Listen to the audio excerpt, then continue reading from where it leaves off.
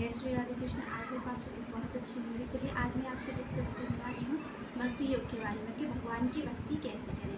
तो एक बार अर्जुन ने भगवान से पूछा कि आपका जो सबसे अच्छा भक्त होता है वो कौन सा होता है। तो भगवान ने कहा कि जो अविचल मन से अविचल भाव से मेरी भक्ति करता है वो मुझे सबसे ज़्यादा प्रिय होता है। तो यहाँ पर जब अर्जुन ने ये सुना कि अविचल भाव से जो भगवान की भक्ति करता है वही भगवान को प्राप्त कर सकता है और वही उनका जो जिसको वो ज़्यादा प्रेम करते हैं वो ऐसा ही भक्त होता है। तो यहाँ पर अर्जुन ने भगवान से कहा कि अगर अविचल भाव नहीं हो वो आपको कैसे प्राप्त कर सकता है। जिसका भाव अविचल ना हो, जिसका मन स्थिर ना होता हो, वो आपको कैसे प्राप्त करेगा, वो आपकी भक्ति कैसे करेगा। तो भगवान ने कहा कि अगर जिसका मन अविचल है और वो मेरी भक्ति अविचलित मन से नहीं कर सकता है तो उसको भक्ति योग के विधि विधानों से मेरी भक्ति करनी चाहिए।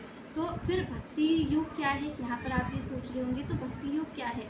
क्योंकि हमारा जो मन है, हमारा मन भी स्थिर नहीं है, हमारा मन भी जो होता है वो विचलित होता ही रहता है, जगह जगह पे भ्रमण करता ही रहता है। तो हमें भी इसी तरीके भक्ति करनी चाहिए। तो यहाँ पर हम भक्ति योग पे चर्चा करेंगे कि भगवान ने किन चीज़ों को बताया। तो सबसे पहली बात जो भगवान ने बताई भक्ति योग में, तो भक्ति योग का जो विधि विधान है वो इस प्रकार है कि आपको सबसे पहले एक अच्छा गुरु चुनना पड़ेगा। आपके पास एक कोई ऐसा गुरु होना चाहिए जो आपको सही निर्देश दे सके, जो आपको भगवान की प्राप्ति करा सके।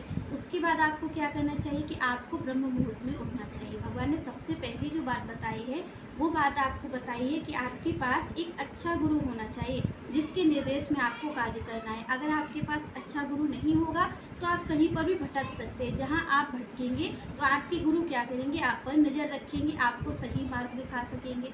अब दूसरी बात यहाँ पर है कि भगवान ने कहा कि जो व्यक्ति मेरी भक्ति करना चाहता है वो भक्ति योग का जो विधि विधान है उसके नियम पूर्वक उसको भक्ति करनी होगी। तो यहाँ पर जो नियम है वो पहला नियम है ब्रह्म मुहूर्त में उठना। भगवान ने कहा जो व्यक्ति मेरी भक्ति करना चाहता है उसे सबसे पहले क्या करना चाहिए कि ब्रह्म मुहूर्त में उठना चाहिए।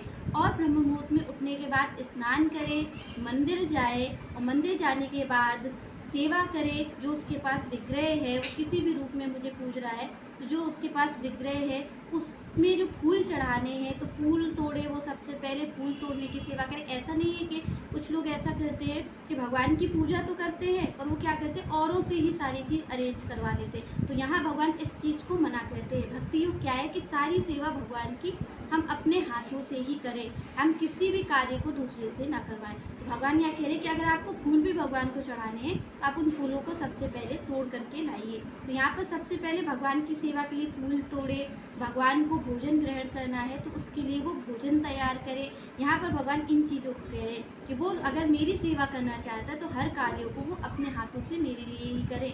तो यहाँ पर भगवान की सेवा करना है, भगवान को नहलाना है, भगवान का अर्चन वंदन करना है, उन्हें तिलक लगाना है, फूल अर्पण करना है तो उनके लिए फूल तोड़ के लाए। उनको भोजन ग्रहण करवाना है तो उनको भोजन ग्रहण करवाए, उसके बाद वो प्रसाद ग्रहण करें। इसके साथ भगवान कहते हैं कि भक्ति योग का जो विधि विधान है उसका नियम ये भी है कि जो भक्त है उनका वो श्रीमद् भागवत को पढ़े। श्रीमद् भागवत को जो साधु संत है, जो भक्त हैं, उनके भक्तों से श्रीमद् भागवत को सुने। और यहाँ पर श्रीमद् गीता भी सुन सकता है। अगर श्रीमद् भागवत है, श्रीमद् गीता, जो भी भगवान से जुड़े हुए ग्रंथ हैं, यहाँ भगवान कह रहे हैं कि जो मेरा भक्त है, जो मेरा प्रिय है, उसके मुख से क्या कहते हैं, कृष्ण कथा है आपकी और श्रीमद् भागवत है, ऐसे जो कथाएं हैं उनको मेरे जो भक्त हैं उनके मुख से सुने और मेरी सेवा करें। तो यहाँ भगवान कह रहे हैं कि ये जो विधि विधान है उसके हिसाब से अगर कोई कार्य करता है तो वो मुझे ही प्राप्त होगा, इसमें कोई भी संदेह नहीं है। यहाँ पर आपको ये ध्यान रखना है कि भगवान ने जो नियम बताए हैं कि आपको सबसे पहले क्या करना है, ब्रह्म मुहूर्त में ही जगना है। ब्रह्म मुहूर्त में जगिए, उसके बाद मंदिर जाइए, भगवान की सेवा करिए जिन कार्यों को भगवान ने बताया है। तो यहाँ पर आपको सबसे पहले भगवान बात जो कह रहे हैं वो कह रहे हैं एक अच्छे गुरु की। तो आप एक अच्छे गुरु को भी आप खुद मत खोजने चले जाइएगा क्योंकि आप कहीं पर भी भटक सकते हैं। तो आप अपने भगवान से ही प्रार्थना करिए कि भगवान ही हम आपको एक अच्छा गुरु प्रदान करें और इसके साथ साथ आप भगवान की सेवा करिए।